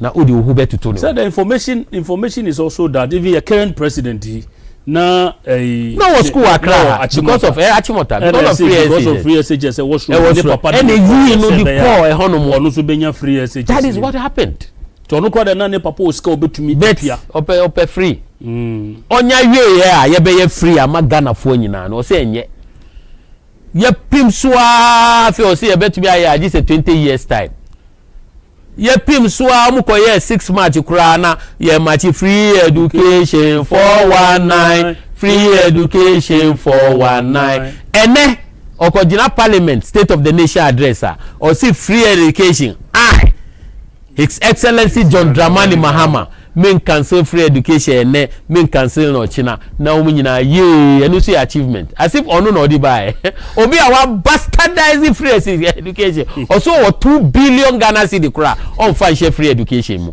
mi boa obi nka kire say mi boa enye onu no kai it is the sort of people we are dealing with amoyafo yem pese Ghana be fan into my pile fra konanim na ukonya obi attorney general yi ayini obi say no attorney general ebe na magana akọ nanim adedra na attorney general there so una na okan enye court na odi wasem na onu dey tell me press conference o ti say Agyapong so o court and this one hu so ojuma so be press conference so ebni ehu ni ehu so o bo ojuma he should thank God that he's attorney general in a place like Ghana and some other places I would do for one and can be eliminating because you can't be doing this to people.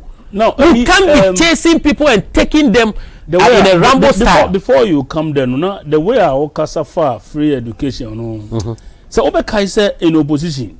The current president now would be say if you have 2 billion cedis, would you have not just an another the no or the 2 billion no eshim no 2 billion on function. If I my uncle share video, I want viewers to watch that. Yenko Timra.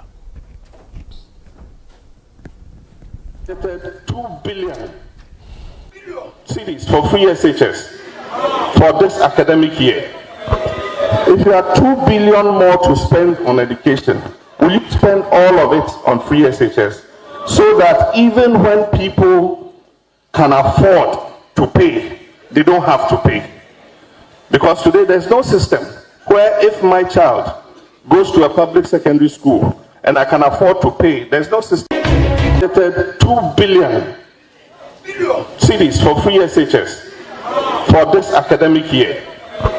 If you have 2 billion more to spend on education, will you spend all of it on free SHS so that even when people can afford to pay, they don't have to pay? Because today there's no system where if my child goes to a honorable in some kind and Egoi. Wasumo. Nti mi twantro anka. Nti nipa sei ne ene wa ferry ama wan hu se Ghana fo ama na hu se free education ni de odi di agro a free SHS no ye be hawo. She ene wa change na no. So this is the sort of government Ghana for ye ni omo deal. Nti mi say no nyama bibre omo ye no enye mi won. I'm not disturbed at all because me nim say me omo tie. Nti I'm not disturbed.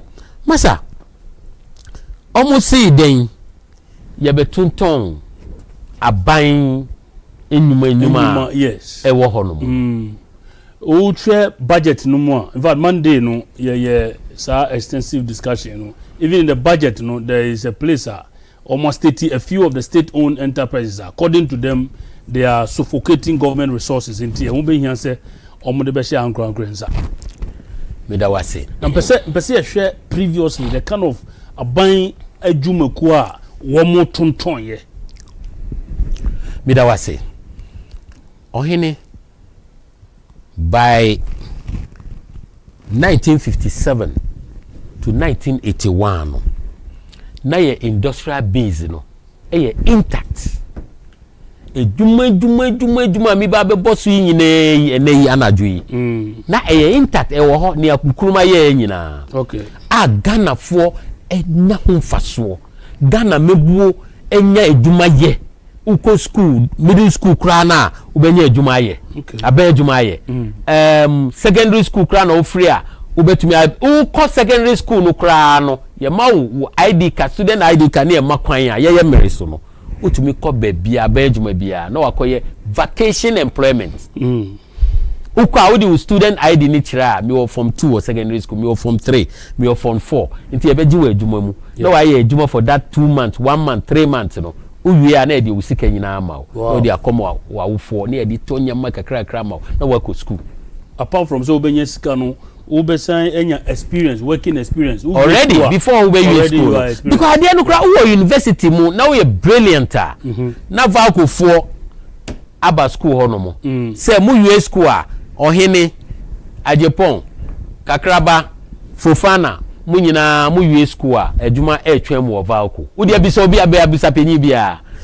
na giok fo aba sa university ni epochi nti be university uri ekura no nim say adwuma no twen o na adwuma bu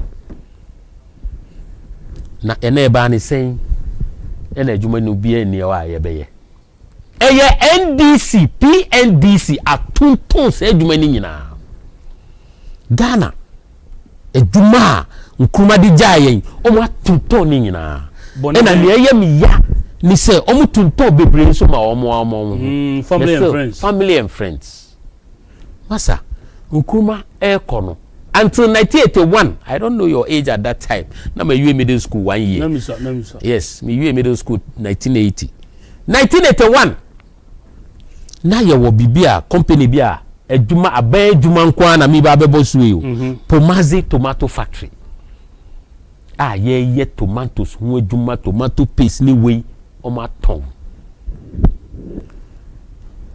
Commander sugar factory ankuruma di jayen Rollins Badmin Mills Mahama omo nyina na they were in that same government because they all roll over from PNDC military rule into NDC. Democracy intina mi bo omudin no yeah omo Commander sugar factory say sugar factory na ewo Commander na ya kan wase kan say enye factory fufuro omo no mu gu no ena Mahama ni Mills say omo besa apeja sa factory omo antuma anya up to ene Commander sugar factory ni yen crash chire ni e wo Commander factory sugar factory and Esutuare sugar factory omo gu ni nyina obeda anya adwuma bisa NDC fo na bisa John Mahama say ba ni sei na adwuma yi eni ho Bolgatanga meat factory omo gu no Bolgatanga ni ye processi enam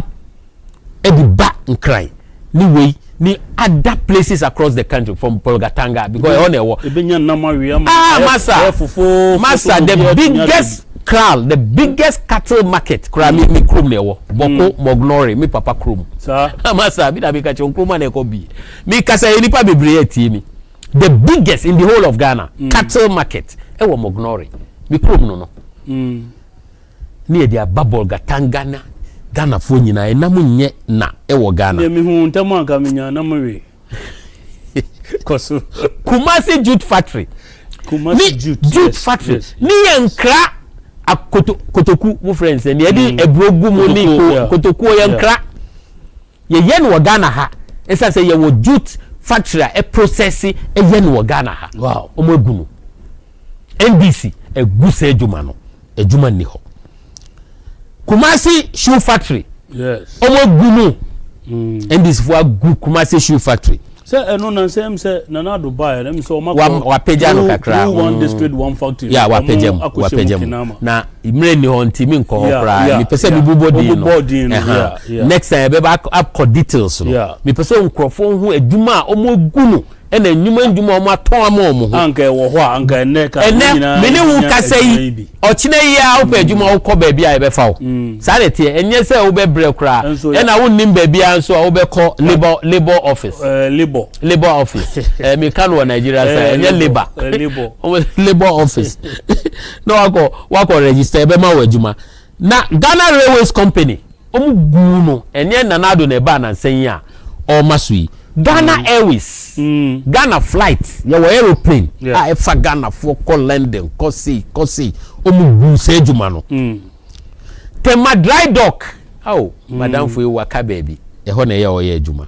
odi yaw ye gu tema dry dock e pamu workers ni nyina in the name of diversity so obi anko traffic abaya adwuma no ye ton tema sanyo sa time no na Ghana ye nkra radio ni ye radio ha sanyo radio right tema sanyo radio omo guno na sa time no ye be news a GBC pen e wo ho ni ye ni paraphrasing of this media where yenya media bebrei na GBC 1 GBC 2 and a radio 1 radio 2 nti be news a gonding gongorom ntiza wati sanyo ebisisi market mu bebia omu gu tema still works in the dia ye wo Ghana ha yen cram free Turkey yen cram free Ukraine ye see Ukraine war nti na ema ye hu akire omu ntiase mre ni wanka me kire mu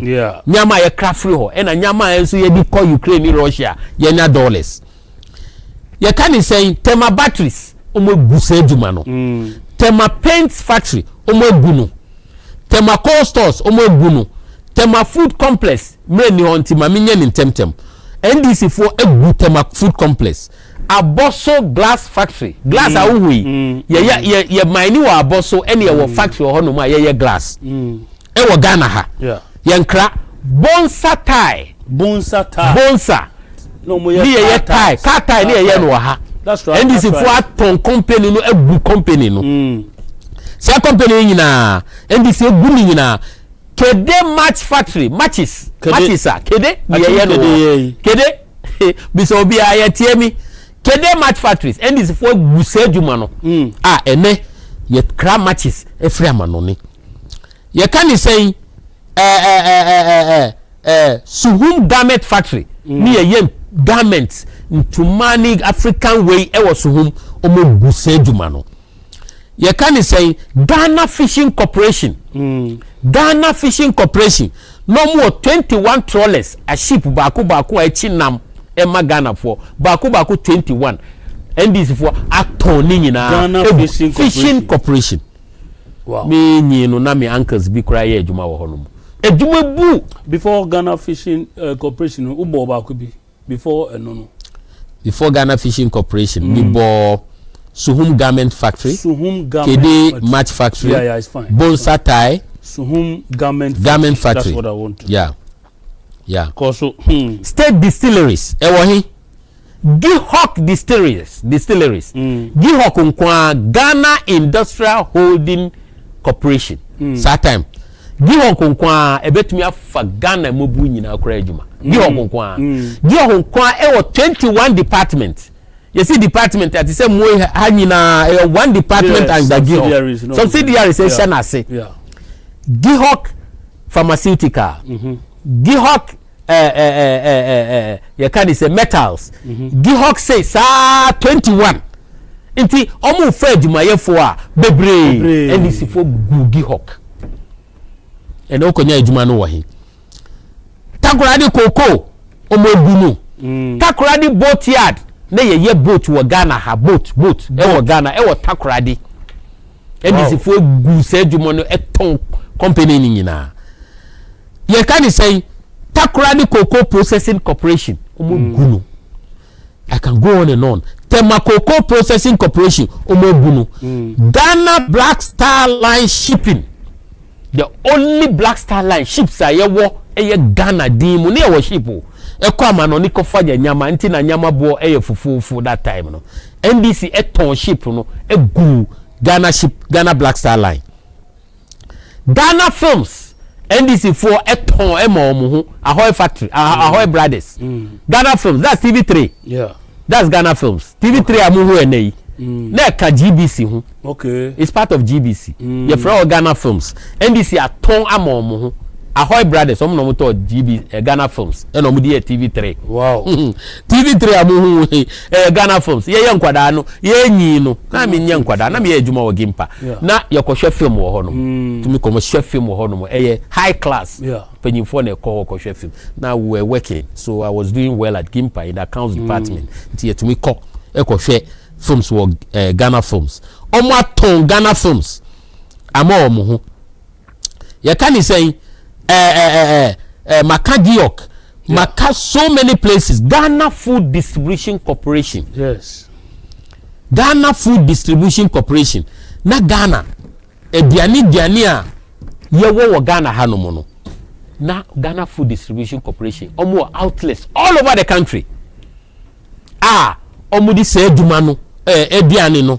Ekukokko se mia no. Se na ebe ya diani buo enyedin. Nne wo ho asa adwumako no kura wo ho anka covid ba ye ko se o ya food distribution dey aban kura mbre se ode aduane beko o manfo no eno ano no ni e wo catering rest houses wo Ghana regions nyina ndc atonton ni nyina na say me bo ba ko bi so ye se ye woyomi he has expressed interest to buy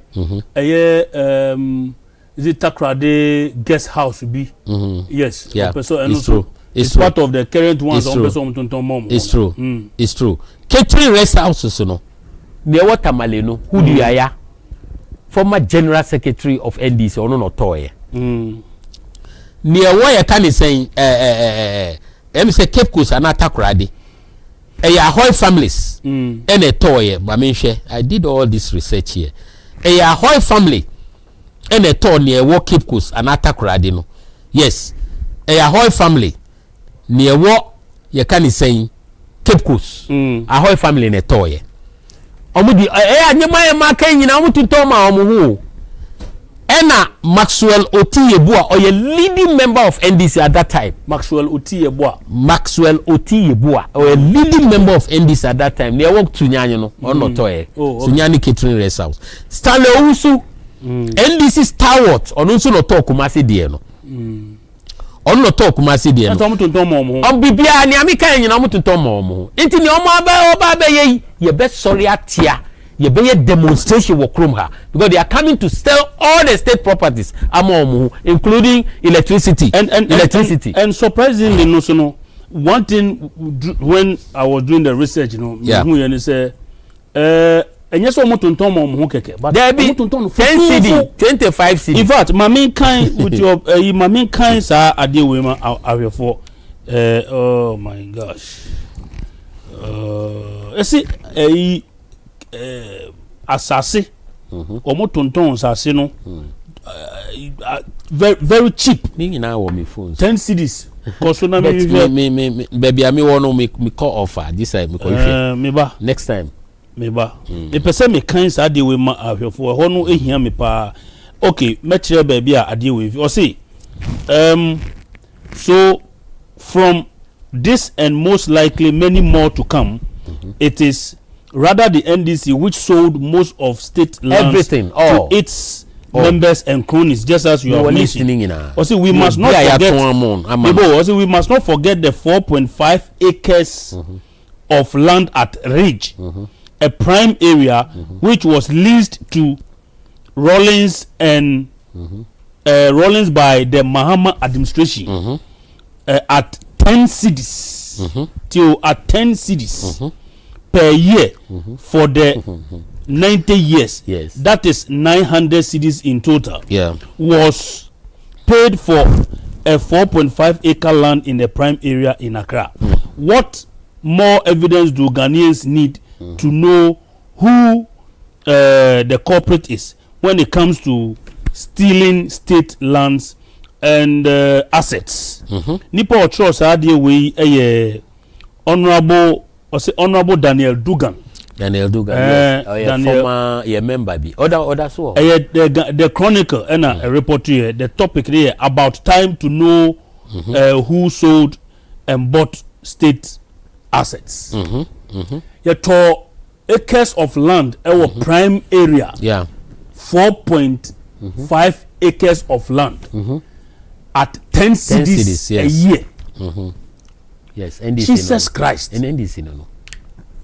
NDC no. That's NDC. And they have the guys to be telling Ghanaians say, yeah. Obi talk state land. Oh my gosh. Me no.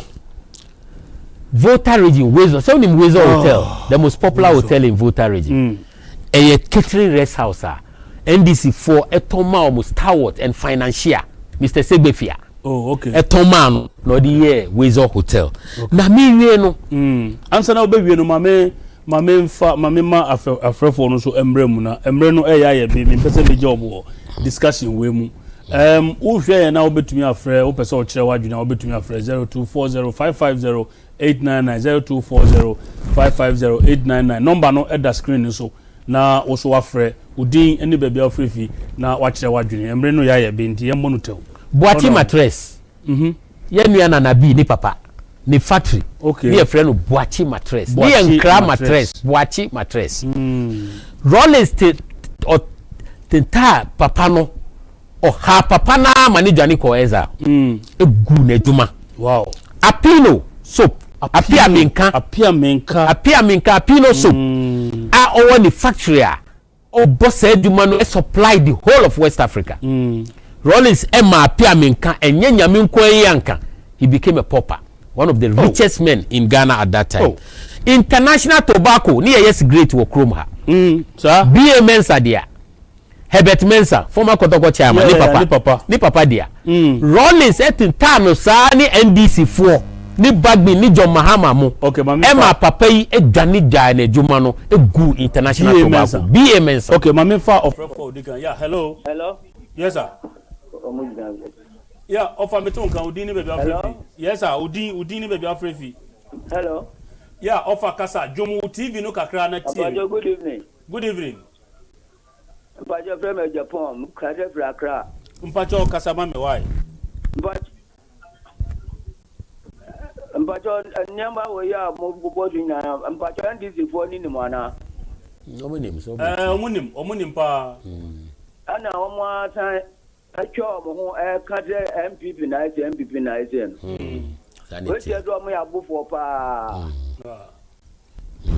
ye education ye encheche no na omo a omunim se de omo a na omunyini that time na ene omunim ne a we mo aye no na obia ehu nti Mr. Japon kosoma me de papa ya oti onje ka nyina o ka kra me kan bibo a ene me yire ne me ma no woda mu a ye hwe mu tese ya enti bu ha o ke kan no kra me kan te bonsa tai and no boss na me papa e wo ka no Bedford tete Bedford nbi na tai no ya chiro ho bonsa tai enti me ka jam de papa ya kan ai abosu ye de ba o me so be kan bonsa pene o kan enti he da na te pa na ade ba kwa mpesen ka moya ma ne say enka mumpe information card ni bitito wono na sinika no na momfa enchinchi ne muyi wenu mu nyina ne ka muyi wo sininum awo screen so na abonten you be a trainee who send the NDC Lawrence me Lawrence mempe na sem be tin na kozi wo ono na ma me anko secondary school oh I was a scan or beggie and me the call or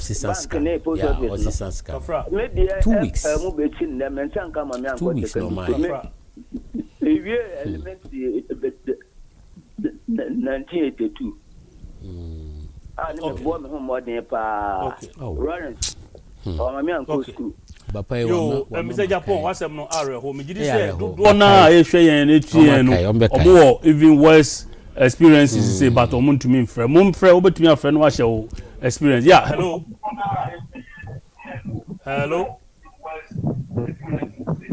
Ofa dum u TV no anase djomu TV ni kakra nya sa o ntemi nka hello yes sir odini baby afrefi hello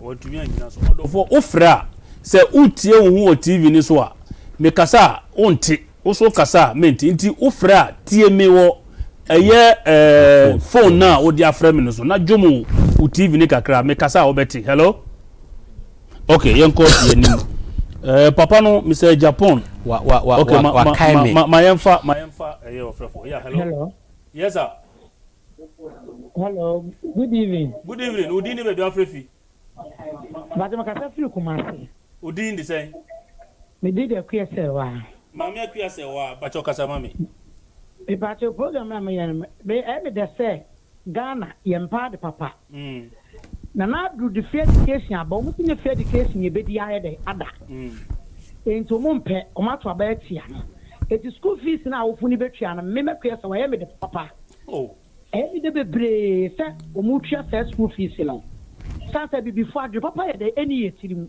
ye mpa de pa it school fees me na mahama wa mo awofunu kwa ntua kwa nka me ya ana nurse for school to mala wo mu so ye me de pa because na na do ba obe ye bi papa me man nan ana awie free education why papa ni ko school ni ti me want to me nyina atone chale aton to mana sam de hwem be school aban bo siam ye bom naked e wo ho sam hwem be the papa ni ss am na wi na so obi yi ni yam se no so obo man Ghana wo be ko school free nya awofo na wuti ho ka na se yem pa ni asesa na do dia ye pa so muti school fees almost na nado to bet no mu wini na nado etikakra e de boy school fees nti omo mpe ai enu nti no mutu ti ano no ye nyina ebe fo be size no so we ye fees na we send this capra ye ya tew enti ye pa yo Ghana bi before papa eti de ye fam ni sase de sam ye fam ye pa na nado abaye bi ko mo kana nado na waka me because ono nti me man na ya wie free education o de Ghana ka papa ni bu mi pa mi bu nan kasa eti de aduro na ye pa ye de ba ya de suade wa abibi yo ba me akua se wa kasa na me de papa nyame ensira o hello okay Alaji say insemo ayekan na ahwefo so yes Mr. Agyapong Sikana Rollins ebesisan yeah 2 weeks na me auntie no was kapa may her soul rest in peace Haji Amutia okay may her soul rest in peace me try ni chenka kra wo jowulu sa time no na jowulu nyakru me kan na ye me manu ni mi nana no mu ya wanwa na ndan e wo jowulu kra ndu 10 nsuo pece na jowulu ni abele nkweku nyina okay jowulu enche e kra ho jowulu ni abele nkwe ma me fa 82 ya send America. Hello, good evening. Good evening, boss. Udini be do afefi. Oh, me kase fi takwa ni Midindi Johnson. Yeah, Ora Johnson kasamami. Asema menu abe ma na eka no, no kretru do. Cause me kai say du krum na mbusu hu. No mo ye bat friends e battery wo ho. Isa sense on canary e wo henfa. Isa wanka ya ton ama 31st December women's women. Meat marketing board na me father ye adwuma wo. Eho ya ton. Runs ni be gu o mo adwuma. Inti asoma papa ni kan e no NDC na ba be gu Ghana adwuma nyina. Mr. Johnson. Yeah. Mr. Johnson meat marketing board na e wo henfa. Na e wo jowulu ya ton Agyasare no ne edi ama no odi aye cheche dia Perez dom no wo no enu anu no that's the building meat marketing board yes that is why he's so much into NDC Yedi man free. Rollins. In someone canary, hefa. Nana kone do ajima Rollins 31st. Yeah, brobe, no pa brobe dia. Unam stores. Canary, yeah. Food distribution. Who call the whole department meat marketing board phone and their joint. Yeah. It's not Ghana to sell brochure. Oh, not Ghana to sell. Ghana to sell brochure. It's too sorry. On market. Udu ya ni ewe uni o mama. Nenchuna fresh no wato no di coffee. No. Eti bisa se sanyo mani nyina na we hemfa. Eti obi sorry na se we hu ni around ze be ya na no ya misere. Yo. Ora Johnson. Yeah, that's a papa. Hey, no dey nsem akese pa na pure the seat is sweet. Yeah, my main for Otoso. Yeah, hello. Hello. Yeah, good evening. Good evening, boss. Udini be afrefi. Yo, Femi Alhaji Mohammed, me ka safi abusu kan. Yo, Alhaji mpacho kasa mami. Yo, that's it. Send me ya feni kasa no nukure. Mpacho kasa denga macho voice ni kakra. Yo. Good. It's na me bra penny ni kan no nukure. Bebri ambe. Oh, Alhaji. Oh, Alhaji, jina ye na wo ahumano so hello. Oh, Alhaji and to me. Oh. Mamemfa the last caller na yeah. Okay, Alhaji. Kasamami. You know. Achimota Brewery. Yes. Na the biggest brewery in West Africa. Okay, Mamemfa offer for Chatua. Yeah, hello. Hello, mami. Udini be afrefi. Bajo mkase bikanswa. Udin. Eva Auntie Monica mpacho kasa mami why? Yo, me bacho me so me bae na mpapa ye juma railway. Ewo hello. Yeah, metonga. Aha, na me mpapa ye juma ewo railway location. No na nenda de. 82 na yapam ni kwati na fie. 1990 na railway fu call cast so omkoju omuzika na nentwi. Mponko bu won me binum bu go from yare ye. Arehosem. Enya sam kitu arehosem papa ndu ko second ye mo wo second fu to aba ma NDC. Amurefi. Me re ahwo enwumri papa. Kafra. Wafa. 83 kom nyina efijari dororens. Yo.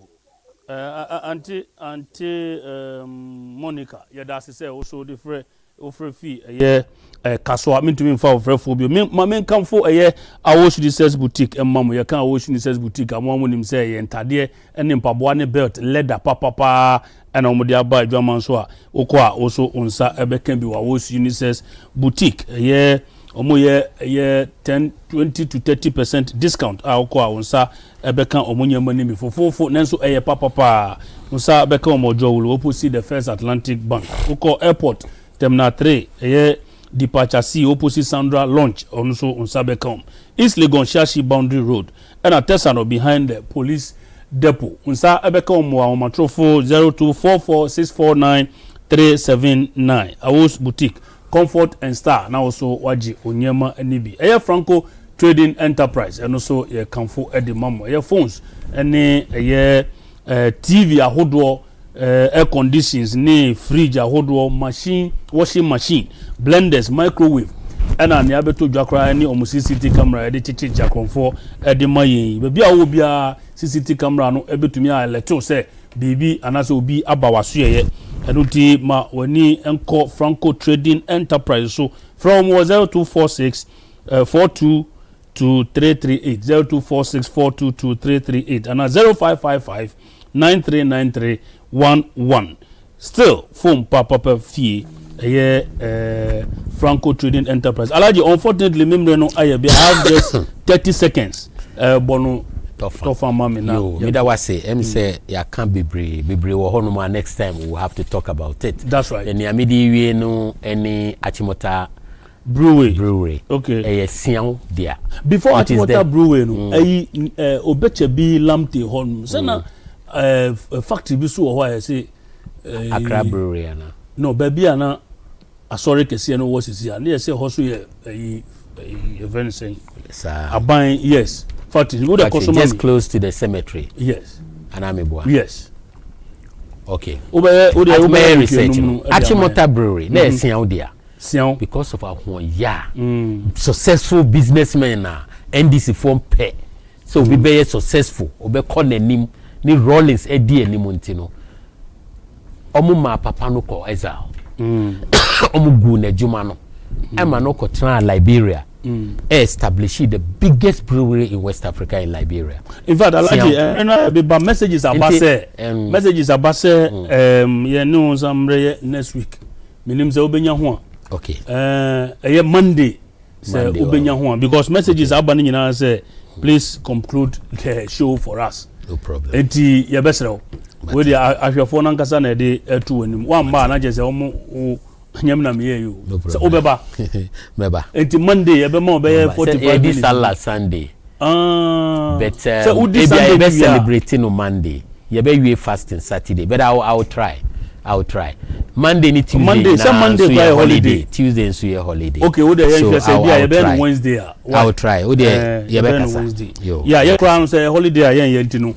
Holiday. Monday and Tuesday your holiday. Not just say Wednesday ye be say between the. Oh, e be say ye be dance papa ha enemre be ma ye dey enadwumadi no. Aye focus editing anyway mo mo hwe ye na medumi ankenka messages na mamo na mufa encheme bill me kan message na ma Wednesday and say member nsa akan information no o say message na odi aba no ade ehia no papa ohia copy of o research na okuta no eruti mo be hye ne nso nyame adoma adwada ebe ye ntumi nhia nyame adoma bia wukwada the show no ebebremo ejando justice afo kwesi ninsin bente George Sarkodie focus Kobe Scratch ena ima mrante ena bo mechidom ema the flag bearer ena numre me de the 6th show ebremo nyame adoma ukwada ebe yebesi amakramu